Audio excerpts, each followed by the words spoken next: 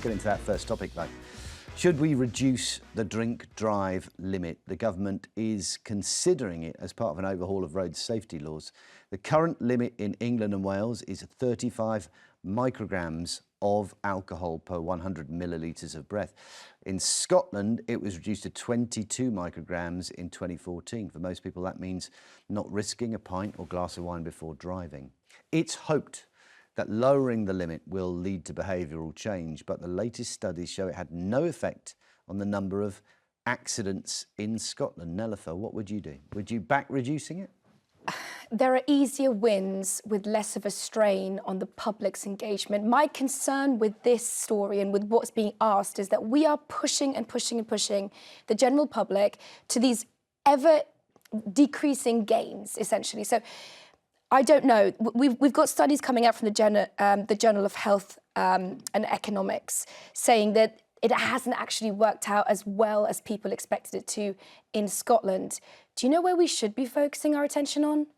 Drug driving. That has absolutely ballooned beyond belief across England, Scotland and Wales. And we should be looking towards getting that under control before we try to have... My concern is, we've got the goodwill of the public. We try our best with these things. And reducing it to such finite amounts, well, how do I know if I've got 23 micrograms per unit of blood versus it's ever diminishing gains? I mean, the thing is with Scotland that it's effectively don't drink before you get in the car. Isn't that a much simpler message than this kind of coxing and boxing we do with body weight and units, which none of us really understands? But it's getting to such a fine-tuned amount that we wouldn't... What if I had a drink an hour before? Is that bad enough? What if I brushed my teeth and used mouthwash? I mean, it's just, there's nothing to be gained here. That's why it's not zero. I wonder what you think, James. Are we just getting to a point where simplicity and clarity is being lost a little bit? And this is a way to reinstill it in people and say, you just don't drink and drive. It's that simple. Well, I don't think it is that simple, and I think this is where, in fact, we're going to be in agreement here, which is a rare moment of excitement, on the basis that what we should be focusing on is, first of all, drug driving, which I think is a real problem. And I think you can have a zero-tolerance policy because people are already breaking the law by taking illegal substances. So that's one issue. And the second thing is that, once again, we're focusing on the law-abiding public who, generally speaking, get that drinking and driving is not acceptable. But we're not tackling those people who really are way over the limit. And they are the people who are causing the death and destruction on our roads, generally speaking. So do I, if I know that I'm going to be driving, generally I won't have a drink before I go out and drive. But there are occasions where, you've had half a glass or a glass or something happens and you need to go off. And I always think about it. I'm very, very conscious about it. But I think that this kind of, if you like, micromanagement of people and their lives is not good, particularly in rural situations. So I would say, don't change it. Focus on the laws that we have and make sure that they are effectively managed, because they are not being effectively managed. And the final point is, stop going after the drivers with these stupid changes that, you go on a driving course to say, and they're talking about speeding. They're not talking about 26 and a 20. They're talking about people who wrap their Porsches around something because they're driving at a gazillion miles an hour. And yet we put everybody in the same bag. And it's the same with drink driving. Don't do it. Well, the alternative is not that we lower the limits, but we increase the penalties. That's the other way that you could approach it. Is that something that you would be behind instead and say, look, the stakes are much higher the more you drink? That's where we should focus our attention. An unlimited fine, a driving ban that could last for ages, and a 6 months prison sentence is what you risk if you drink and drive above the limit today. That is enough. Listen, ultimately, and we haven't even got to the bottom of people using their phones whilst they're driving. So there's so many ways we can curtail this. We don't know of the 41,000 people that were seriously hurt or killed on the roads between 2020, the year 2000 and 2010. How many of those were drink driving, and how many of those were people on their phones, and how many of those were people who were too tired to drive? It's just, I can't believe I'm saying this, but I agree with you. Yes, I think we've gone too far. Let's go back. And I'm a natural ally of this, by the way. I am someone who you would expect to say, no, go even further. But even I think it's enough. OK, let's remind ourselves some of the key dates, if you like, in drink drive limits. Do you know, look at that, 1872 was the first offence of being drunk in charge of cattle, horse or steam engines. So we have been aware of the dangers of drinking and driving for a very long time. Then 1967 was the first legal limit. At that stage, it was being tested in blood and urine, but not breathalyzers, because we didn't have a practical one until 1983. This is when we had the first evidential breath tester. So the results of the breath test could be applied in court, and then it became 35 milligrams per 100 millilitres of breath, as we said, I think micrograms, excuse me. Then 2014, 11 years ago, Scotland reduced that limit to 22 micrograms. And that, can we just focus on that again? Because, Nelufar, you said it earlier, but I don't think we're necessarily focusing on that point. The study published in the Journal of Health and Economics found that lowering the drink driving limit in Scotland had no effect on reducing drink driving or alcohol-related collisions. No effect. So let's use the evidence to work out if we're still having deaths on our roads as a result of alcohol or indeed drugs, find other ways and also look at what the problem is. And the problem is people who are well over the limit.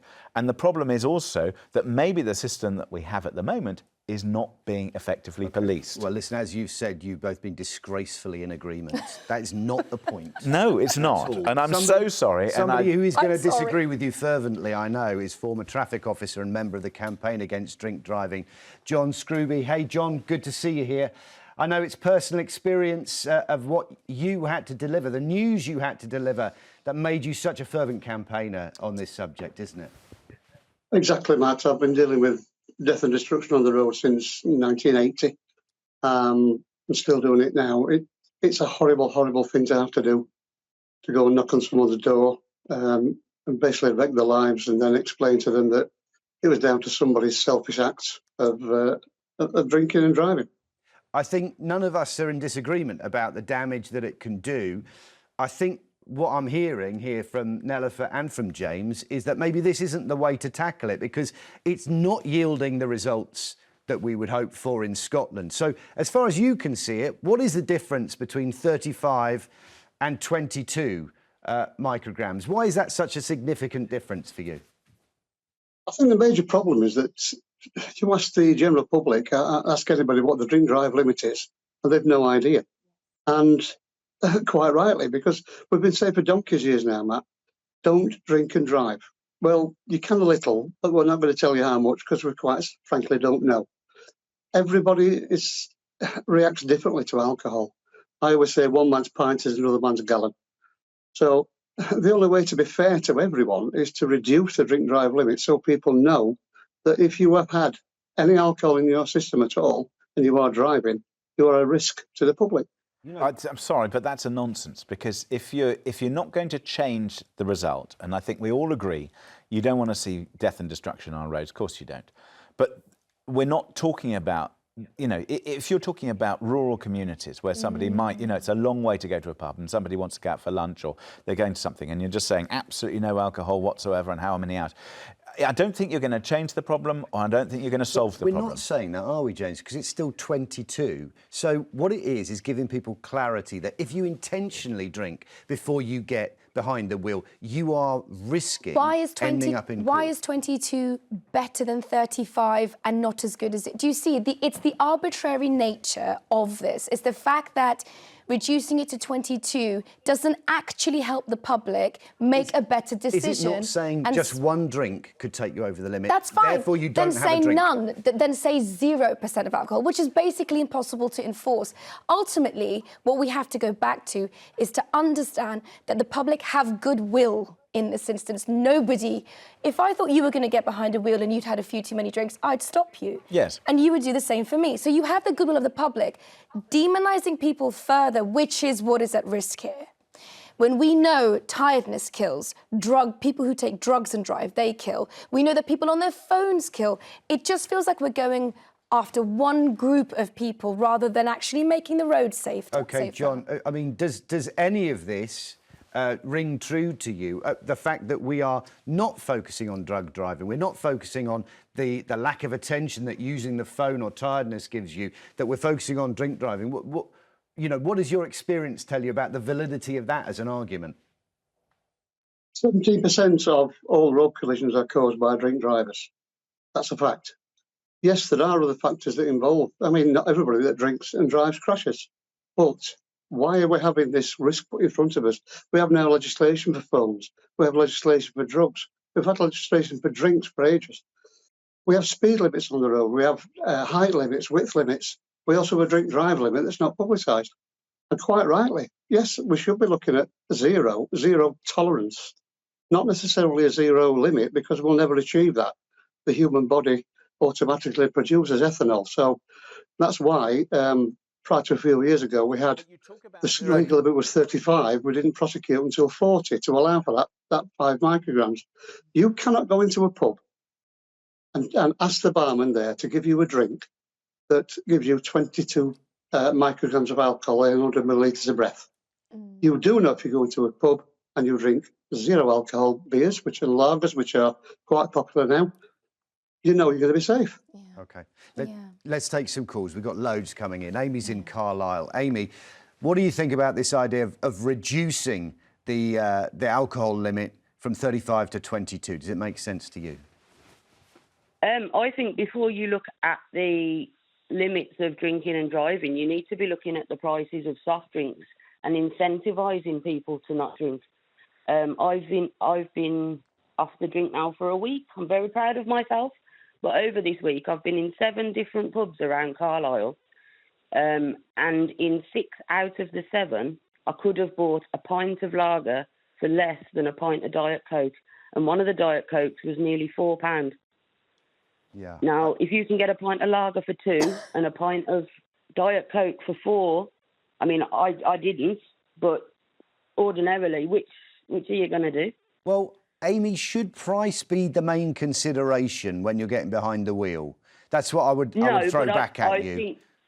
No, I don't think it should be, but I think that in reality is what people do look at. Why do you pay £4? Why would you pay £4 for a pint of Diet Coke? OK. Listen, Amy, thanks for your call. Let's take another one. Martin's in Kent. Does it make sense to you, Martin, to reduce this limit by so much? No, it doesn't. Hello? Yeah, still here, Martin.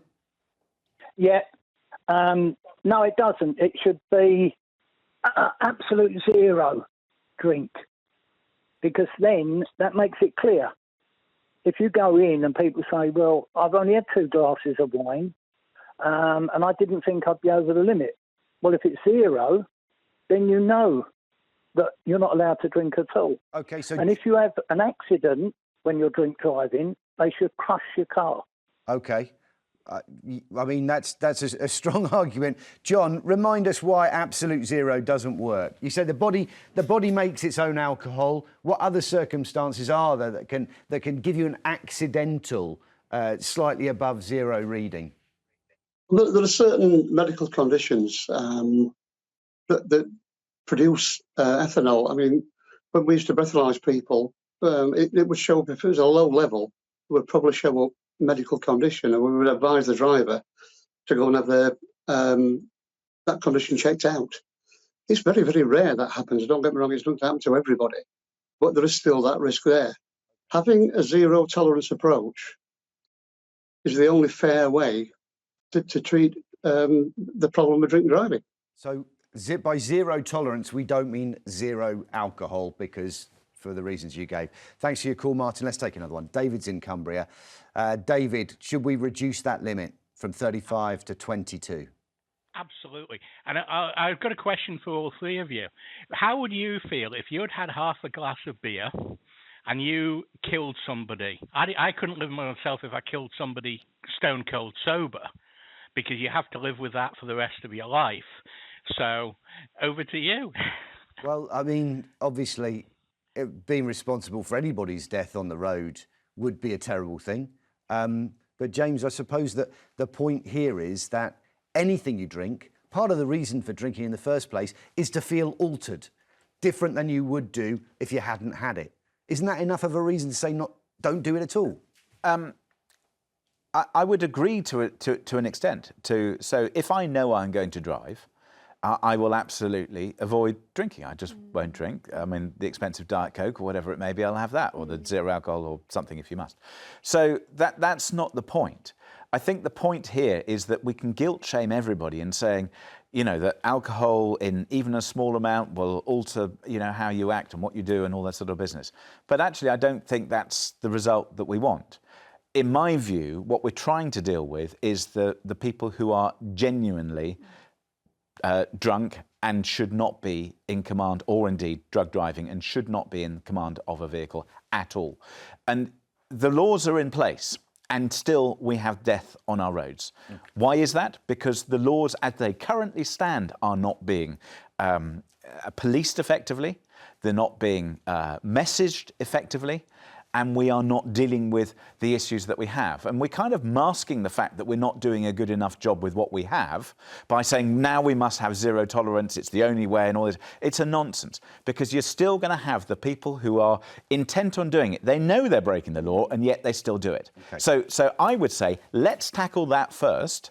And if we can't get there, it's rather like, you know, when we've got 20-mile-an-hour zone limits on, you know, big wide boulevards because, you know, we still have death on our roads because, for whatever reason. It's using the lowest common denominator of rule or regulation in order to tackle something, and it makes no difference. Just going to get a final response from you, John. You know, what are you, if this does come in and we see this limit cut, are you confident that there will be a positive result, that we'll see it in the figures of deaths and harm on our roads? Hopefully, and hopefully the police forces who have decimated road traffic policing over the last 2-3 decades will sit up and listen and start putting money back into roads policing. I mean, just looking at the figures, let's go back to 2001, 2 significant incidents, the Selby train crash, 10 dead, 82 injured. 9/11, 3,000 killed, no end injured. Can we sustain 2 9/11s a year in the UK and 1 Selby train crash a fortnight? We'd be closing the airlines down, we'd be closing the railways down. Because these incidents happened in vehicles, they're classed as accidents. They are not, they are criminal acts. Listen, John, thank you so much for speaking to us today, and thanks for the work that you do. Now, Vanessa's going to return to that conversation about changes to driving rules later. She's asking if all drivers should have regular mandatory eye tests.